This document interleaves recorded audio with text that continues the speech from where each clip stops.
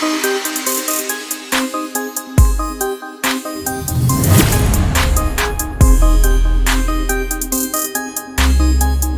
buddies, it's your girl Christine, and I'm really excited for today's guest. She is a voice actress. She is an actress. She is an announcer. She is a philanthropist. She is all around smiley, just full of bright, sunny joy as far as an aura. I welcome today Queen Noveen. Hi! Thank you so much for having me. This is exciting. Thank you so much for agreeing to to do this. I actually saw you in Black Voices in Gaming when you did your interview there with Destiny, and I was like, oh my goodness, I would love to interview her, and I'm so happy that you're able to do it. So thank you so much for coming through. Of course, thank you for having me. Starting off, just diving right in, because I know we have a limited amount of time together. You are an actress, a voice actress, announcer, philanthropist, everything. You were on a show, and you were talking about how you had moved to LA to go to school, and your family was there with you, and you worked at the Dolby Theater, and you would take the tips and go and buy food for the homeless and everything. And I just think that that's such a beautiful thing. But kind of rewinding a little bit, you said you went out to LA to go to school. What were you going to school for? I was going to school for musical theater. So the whole singing, dancing, acting, all that stuff, that's literally me.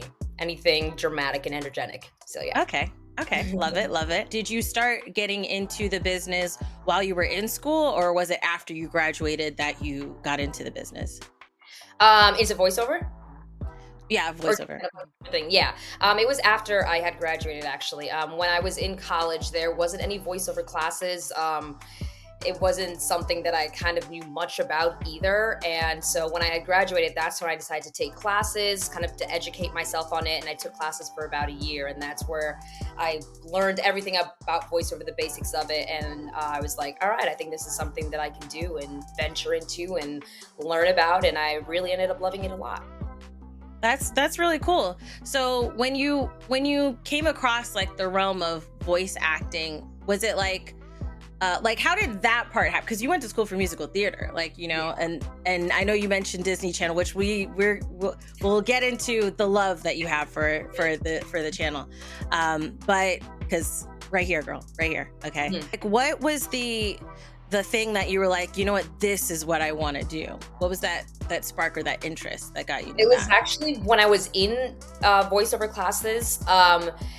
We would go through like different kind of promo stuff and learning how to read for animation and different characters. And there was one script that I did, and I forget exactly what, but it was some kind of character, some animal. It was like a hippo or a cheetah or something like that. And they were advertising whatever product it was. So, I made the character into this like sassy kind of woman, which I kind of just brought myself to it. And I was able to just kind of read through it, which I kind of have had this talent before where I'm able to kind of read things on the spot pretty easily and pretty quickly with minor flubs.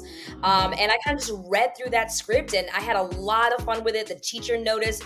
All my peers in the classroom were like, oh my gosh, that was amazing. They were blown away by it. And honestly, I was blown away myself at how easily I did and how fun it was. And then I was like, okay, if I can do this, I think I can actually make a living out of this and actually go further with it and have fun with it. So I think that's where it clicked for me, because overall I had a lot of fun doing that. So I would say that's where it clicked, and I was like, all right, let's move forward with this. That's really cool to like experience it in a class, and then everything kind of aligned for you and click for you to be like, this is the path. And not only for that to happen in class, but for you to actually walk in that path afterwards, A lot of the times, as we know, a lot of us, we go to college or we go to school, and the paths change. Yes. Yep. Yeah. World change, life changes. So it's really cool that you were able to have that eureka moment, and this is what you do, That's really cool. Thank you. One of the things I want to ask you, as far as because you talked, because I want to talk about what inspires you now, but kind of going back on, because I'm really loving musical theater, because I was a thespian in high school, so I love that you're a musical theater student and what have you. But when you said that it clicked for you, and that is why you were like, hey, this is what I want to do when it came to voice acting. Were there any actors or actresses or people that were in the industry that inspired you at that time to like even after being like, okay, yeah, this is, I really want to do this, or these are the people that I look up to?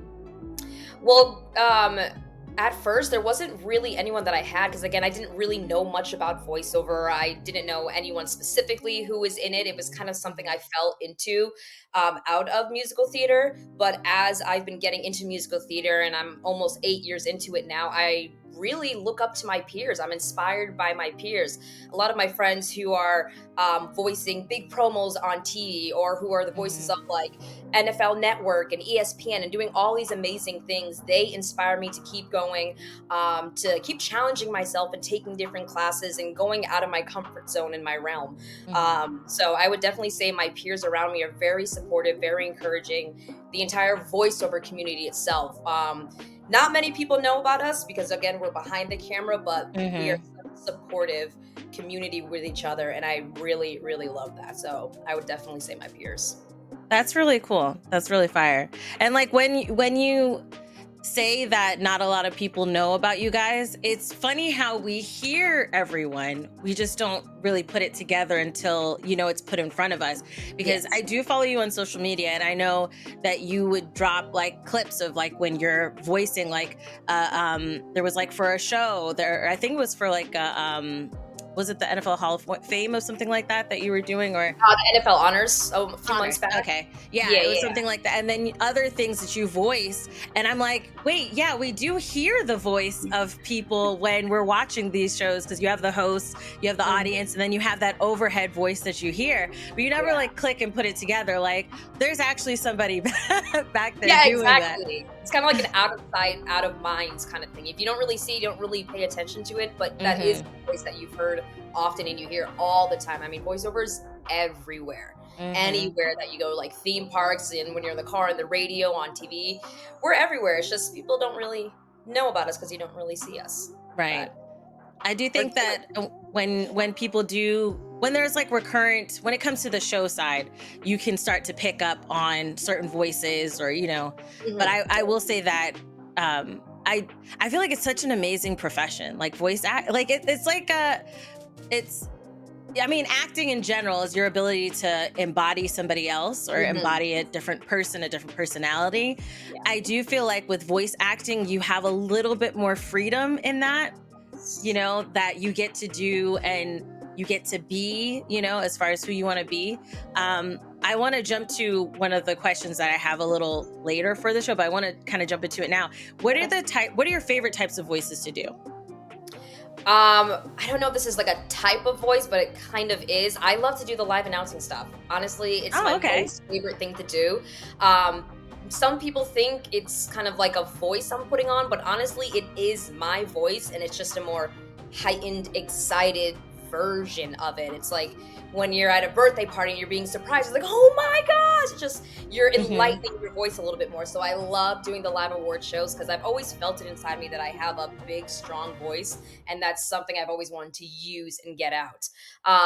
But don't get me wrong, I do love animation, I do love video games, I do love becoming a character and putting on like children's voices, or older folks' voices where it's like a grandma or something like that. But just with the type of voice that I have, I love announcing. I love just projecting out there. But yeah, it's just what I have. It's just what I love. That's really cool. I love that statement. I've always felt like I had a really big voice inside, and it's a way for me to get that voice out there. I think that's so pure, and it's so honest about how someone may feel internally, and finding a way to kind of tap into that and use that. It's very beautiful. Very beautiful. Thank you. Yeah, thanks. So we talked about like how your peers inspire you, you know, then and now, because you said when you started, it wasn't like you knew a lot of the names out there when you started in voice acting, but they inspire you now. What about in life? Are there things that happen in life, or, you know, whether it's friends or family or productions, you know, that inspire you, where you're like, oh man, I really like it really like gets your engines going to keep doing what you do? I would definitely say my husband. My husband Aw. has been a big supporter, big encouragement. He's always there. He's also he's in the entertainment industry as well, so he knows Mhm. how everything works. But he's also my manager, so he loves managing and Aw. doing all the nitty gritty stuff for me. And I just love that I have someone close by my side that I can be comfortable with, especially in this industry where it's things can kind of get overwhelming and you kind of just want to Mhm. pull back or be reserved. He's always there to push me and to keep me going and not let me just, all right, I'm done with this. I want to walk away from it just because something was hard. Um, Mhm. he Mhm. teaches me that you will overcome these, you will learn from them. There are going to be challenges. But I'm really happy to have someone who understands the industry, but is also by my side to keep motivating me and keep pushing me. So I'm glad I have him around. That's so beautiful. I love Oh it. my I'm goodness. really lucky. Oh, that is so cute. I want to like squeal, okay? My little one, she's right over there, and if I squeal, she's gonna squeal too. So I just want her to stay focused on her Switch right now. I think she's playing Animal Crossing. Oh, Um, but yeah, yeah, I heard that's okay. that. I'm sorry. What did you say? I was saying, I think I heard him walk by, so he probably Oh, heard me. all right. All right. That was so cute. Okay. So cute. So one of the things I would like to ask now is, you've talked about the voices that you've done and how announcing is the voice that you love to do. Is there a voice that you haven't done yet that you're like, oh, I want to do this? I would love to do some kind of like witch voice. Some kind of witchery Mm. voice. I've always been really good at that. There was a time in high school where we were doing the Wiz, and the person who was supposed to be coming in for the witch part was just like not showing up for rehearsal. So they're like, "All Mm. right, Noveen, we're just gonna throw you into there." And I embody that character. I was evil. I was doing the laughs, and they're like, okay, so if she doesn't show up, you can totally have the part. Eventually, she did show up. Ah, darn. Ugh, that was my coming out of the character.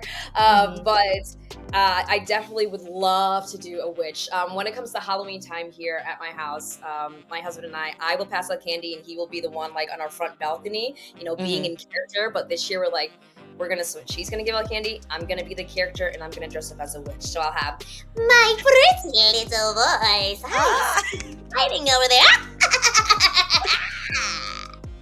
So I'm like, I I need to put this out there. Why have I not already? I need something horror. I need something scary, and I need to be a witch. love it. We're I gonna put need- that into the universe. That's gonna happen for you. Okay, Yes, that's gonna yes, happen. We're gonna get witchy Queen Noveen. Okay, we will. yes.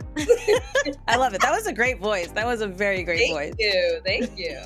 Get fun with it. So like hearing about, that because I had no idea that you were going to school for musical theater, so hearing that, I'm like, I didn't have those questions prepared, but I want to ask, okay, what is your what got you into musical theater? What is your favorite production? What have you been in?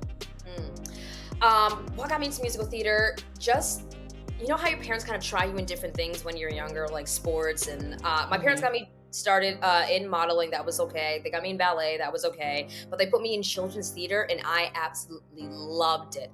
Loved it, loved Mm. it, loved it so much. But then growing up and watching the Disney Channel, and they have songs in some of their movies and stuff, I really wanted to do that. I wanted to be in that. I Mhm. grew up doing theater a lot, so being able to mix the singing and the dancing with the acting in theater, I was like, oh, this is a thing. This is musical theater. Yes. I was like, I want to do this. In Mm. high school, I also did show choir. So that was a way for me to sing Same. and dance and kind of get that energy out of me. So Mhm. I really, really loved doing that. So musical theater was obviously like the next step into college, just finding a college that's just all about that. I have been in a few productions when I was in college. Of course, they do it every year. And some of my favorite ones have been the Book of Mormon. I was Nabalungi in the Book of Mormon. Absolutely Okay. love that. I love Lin-Manuel Miranda, so In the Heights is my ultimate #1 musical that I love. And I Mhm. know he also did Hamilton as well, so that's just like Yeah. a easy segue into that one as well. So I just love musical theater. So my heart is still with musical theater, still on the stage, even though I'm doing voiceover right now, but I would love to get back into musical theater any moment that I have some time. That's really cool. That's really cool. And yeah, the Hamilton love is real. Okay. I listen to the album at least every month. I normally don't get that far in because I repeat My Shot a lot. Me too. There's certain songs you just keep playing. You're like, I should want to go back to that one. just rewind this just for a second. I just skip around. I never get straight through. That's true. That's true. I got to do that because I want to hear more of the latter half. But the first half, I've got you. The latter half, yes. I gotta get back into it. I can't get past it. I just start over. Yeah. You're obviously a creative person. You can come up with voices and things like that. And then you love theater, and you always have, or at least love like performing. You've always loved performing. And what about in the future? Do you have ideas? You don't have to share the idea specifically, but do you have ideas for things you may want to write or create? In the realm of being a content creator, a lot of the times when we think of things, we're like, okay, let's just create it. Let's just make that space. And since you said that you want to have a witchy character, is that something that you would like to create? Or do you have ideas to create any like productions or anything like that? That's a really good question. That's not something I have thought about deeply just yet. Because I still feel like I'm more on the other side where I kind of take the direction and I act it out. And it's something that I do enjoy. But for the future, I think I would be interested in seeing what it's like on the other side where it comes to directing people. I've just started tapping into teaching people. So I've been creating a curriculum to start teaching people voiceover, intro to voiceover, live announcing classes. So I think that's going to be the first segue into kind of giving back to people. But maybe one day I could possibly look into directing. I'm not really sure just yet, but that's still like baby stages of seeing what else I'd be interested in. Okay. That's really cool. I think that's really cool, like to take that path of teaching and being a part of something. And I think it's beautiful when people are not gatekeepy about where they got to and they're willing to share that knowledge and have the understanding that there's space for everyone in pretty much every space. There's space for everyone. So lending those tools and tips that you've learned along the way to somebody else, I think is fire. So I applaud you completely. Great. Thank you. Thank you so much for that. Yeah. But classes I'll going to be having, it's called Ready, Q, Announce, and it'll be coming out next year. I'm shooting for January 2024. So everything right now is in the works. But yeah, I can't wait to start teaching people and showing them the amazing things about voiceover and helping them start their career, which is something I didn't really have getting into voiceover. It was kind of like I had to figure my way and then start taking classes, and because there's many ways to get into the industry. So I just want to give people an extra helping hand of all the information to get into it. And it's kind of full circle because you said that for you, that's when it clicked. Being in the class is when it clicked for you. So kind of creating that space for somebody else is like paying it forward, you know? Yes, exactly. Yeah. Will these classes be IRL? Will they be online? Would it be a pre-recorded thing, a live thing? So these classes will be virtual. They will be online. That's what I'm going to do to start off with, because there are many people who have inquired, and they're all over the US, kind of all over the world as well. So to be able to reach people right off the bat doing virtual is something that I want to do. And then I do want to do some in-person as well. In LA, so the people who are in LA, because I love being able to interact with people one-on-one and just having that vibe. You can kind of feel everyone all together. So start off virtual, but in person definitely for the future. Okay. Yeah, being in person is great too. Like I love the accessibility of virtual and online. Yes, especially like during the pandemic, it made you were able to connect more with people, oddly enough. Yes, yeah. But yeah, it's weird. You couldn't go anywhere, and all you had was to connect, and that's what you were able to do. A lot of people then, everyone's in the same boat, so it's like, all right, well, I guess we're all online now. Yeah, so that's cool. But I do agree, like being in person as well. You get to feed off of that energy, especially if it's something that people are excited to do, and you guys can kind of feed off each other and build in that. Exactly. I would love to meet everyone in person, so that's something I look forward to. Yeah. That's really cool. So On the clip of the show that I had watched, because it was when you were on Ellen, and I'm like, which that clip, I fell in love with you in that clip. Okay, I just want to let you know that watching that clip, I was like, oh my goodness, you are so sweet.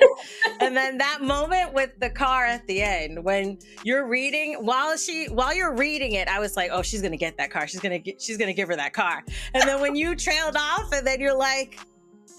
And she was saying everybody else knew. It took me a moment. There's so much going on at the show, like you don't have time to focus or think about one thing, and you're on the spotlight's on you. So it was just so much was going through my mind, and nothing was going through my mind at the same time. Right. Yeah. But it was a beautiful, beautiful moment, and like you said, that like. The ability you have to read things quickly, you showed that in that in that clip. You did a great job. That was not. I mean, it was planned on their part, but not something they told me that I was going to be doing. When you're on Ellen, they tell you something completely different, so that way when they actually do what they're going to do, it's a genuine surprise. So some people think, oh, it was planned and stuff. I'm like, okay, then you go on Ellen. Nothing is planned. Like, they don't tell you anything. That's why they want it to be a surprise. So I didn't know I was going to be reading on teleprompter. I didn't know I was going to be coming down to the stage and having a full-on interview with her. I didn't know I was getting a car. They literally told me I was coming back to do a mini interview, and they didn't say it was going to be with Ellen, and they didn't say it was going to be on air, just a mini interview for my episode of what I won, and they just wanted to see what I bought with the gift card. That's literally all they told me. They're like, you're going to watch the show, and then after, we're going to take you backstage and do the interview. And I was like, okay. That's literally what they told me. Then all of that happened, and I was like, oh, y'all are liars. Yeah, they can lie. It's like, gotcha. Exactly. I was like, this is much better. Y'all are slick. I see what you're doing. All right. I'm picking that it was up. Good. That was good. It was good. It's a great trick. It was a great trick. Yeah, I fell for it. I literally believed that. Once you said Chevy, I was like, oh, she's getting a car. She's getting a car. So, yeah. I was just reading through it. I really did not. Again, there's so much going on in your mind and nothing at all, but I just did not pick up on it. But then at the end, when it said, but Ellen's giving me the car that's right behind me, that's when it clicked. The last sentence, it clicked. And I was like, got it. All y'all knew. Okay. That's funny. Joke's on me, but great joke. If there's like a prank or a lie, that's the best kind, okay? Yes. Yes. Thank you. Oh my goodness, such a sweet scene.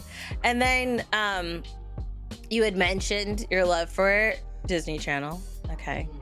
To see how we can talk, being mindful of certain things happening or whatnot.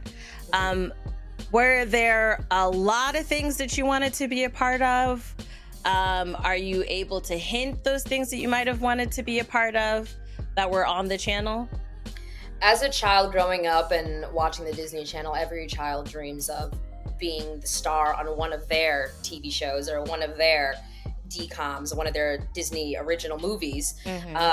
But that has always been my dream growing up. But now going into voiceover, it's kind of shifted from still with the Disney Channel, but voicing one of their animation shows or one of their animated films, or even with Pixar. I absolutely love Pixar. So even some kind of collaboration with them, or if it's just the Disney Channel or just Pixar, I would love to voice one of their films or TV series. So that's something I really hope to accomplish in the future. And I mean, again, this is my only tattoo. Oh, that's so cute. Like, Disney for life. It's meant to be. I still love Disney, even amongst everything that's going on. Disney has always been in my heart since I was a child, and it's always made me happy. So, I love parks and all that. So, yeah. That's so cute. Question: did that hurt? Because I want to get a tattoo. Okay, but my husband's like, you don't know how hard or how much it hurts, and I just want to. Yeah, they told me the wrist is gonna hurt, and honestly, it just stung a little. It literally is like a needle, which it is, just kind of. It's more of an annoying feeling than it hurts. It's just annoying. It's like, okay, stop. But like, no, I want it. Keep going. But like, it's just more annoying than like it hurts. So when I was able to like get over this, I was like, oh, well then I can get ones anywhere else then. Because I kind of wanted to get one like underneath here of my two cats. And kind of like have them by my side, but also have it not visible with all I like got the you. acting and stuff that I have to do on camera sometimes. So, Mhm. yeah, I feel like this is gonna hurt worse though than this. Really? Okay. Yeah, because I feel like this is more sensitive skin You're right right. here, and You're this you right. kind of use more when you're like on the laptop and your wrist is leaning on it, Oh, and okay. this is more exposed to like hit and hurt as Tension and opposed to stuff. under here. Yeah, it's kind of like soft. So I'm like, we'll see how this goes. Right. You mentioned you have 2 cats. What are their names? Mocha and croissant. It's so Mocha cute. and croissant. And yeah, croissant is right. I guess I'll give you guys a little sneak peek. There's Miss Oh my goodness. Croissant. Hi, Mia. That's so cute. So I have a cat named Shadow, and Shadow, he looks Oh. just like your cat, just around the nose. He Yeah. doesn't have the brownness or the pinkness around his nose, Ah, yeah. but he has one of his brown spots are a little bit more where Prasant has like a lot of white. My Yeah. Shadow, he has like a spot there, but Ah. same like color pattern ish, Yeah. between them With the two. orange and white. Yeah. Mhm. My little girl. So sweet, so sweet. So one thing I want to tell you, because you did mention DComs, we had on the podcast, because we did a streamathon to raise money for our interns. Shout out to my interns. And we did a DCom tier list. Mm. And there were some movies that I had to fight them on, okay, to make them. It became a war of me and my interns, okay, like Yeah. kind of a little fight about Your job's on the line. Right. They were like, Christine. They're like, Christine, don't put that there. Don't put it up there. Because there were movies I feel should be S tier or A tier, okay? And they were like, no way. So it definitely became. Oh my gosh, that's funny. That's a good. You pull the realness out of people when it comes to that kind of thing. Oh my god. I didn't realize that would be the moment where we would have arguments. Like, okay, Right? do I It really would need be these calm. interns if we're fighting about this? I love that. Y'all watch Disney Channel, loved it, so I love that. Yeah, we've had a movie night with watching Cheetah Girls, of course, and two, and it was like a sing along. It became a sing along. Like, yes, yeah. We love it. We love it here. I love that. Oh my gosh. So when you mentioned it, I was like, yeah, that's right after my own heart. Yes. Yep. So my last question, because we kind of we sped through this. I think it's just been a nice conversation, just nice and fun, chill. But my last question, since you mentioned that you are going to be doing classes and teaching, kind of paying it forward, are there a couple of tips you could give to somebody that was like, hey, I want to be a voice actor or actress. I want to, I want to get into this business, as far as where to start or what to do, like just a couple of quick tips? Yeah, well, the first tip, if you want to get into voiceover, it's going to sound generic, but you have to take classes. Classes will teach you the foundation and the basics of voiceover and what this industry is all about. You can't really jump into something you don't know much about. So you want to be able to be knowledgeable, be educated, and put your best foot forward when it comes to being in the entertainment industry. Because again, this leads me to my second tip. You're gonna get a lot of no's. This is gonna be very, very difficult. It's gonna be a hard industry, and you're gonna be ghosted a lot. So you're gonna send out a lot of voiceover auditions, and you're not gonna hear back from basically most of them.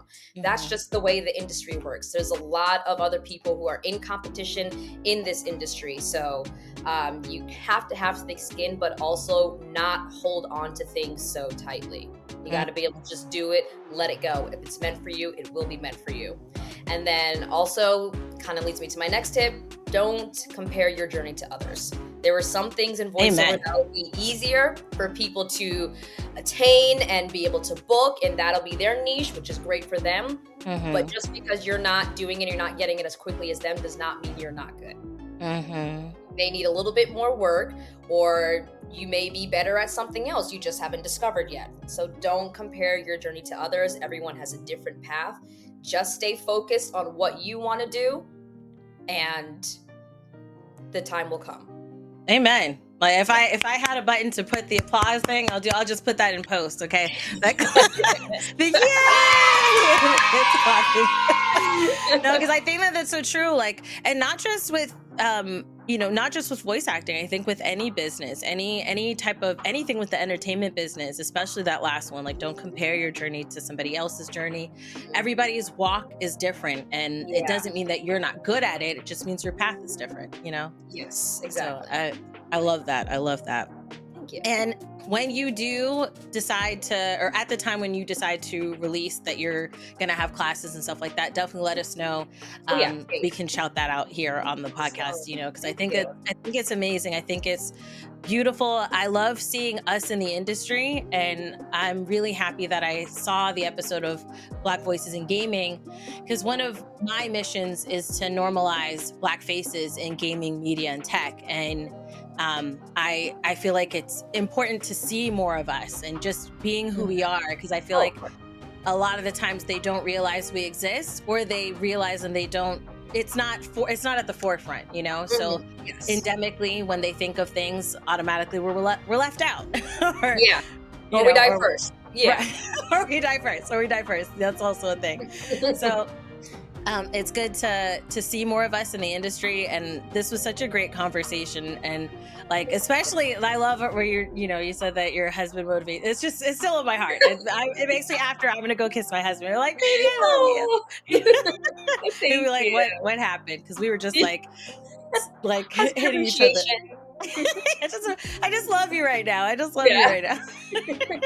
He Don't was have asking me about dinner, and we were like slap boxing a little bit about dinner, like what's gonna happen with dinner. But then I'll come back with a kiss and be like, what do you want for dinner? I'll get you whatever you want, Yeah. And I'm like, thank Queen Noveen, because you're getting whatever you want for dinner.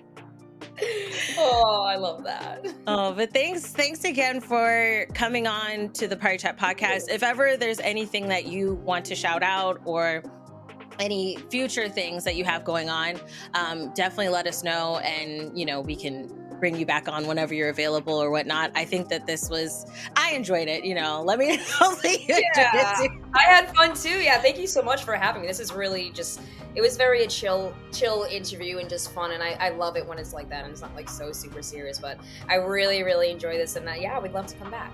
Oh, thanks. So would you like to try my outro with me? Sure. Okay, so I'll be like, until next time, buddies, and then toodles. That's Oh, I love that. Yeah, let's do okay, it. until next time, buddies. Toodles. Toodles. I Oh, love that's cute. That's so cute.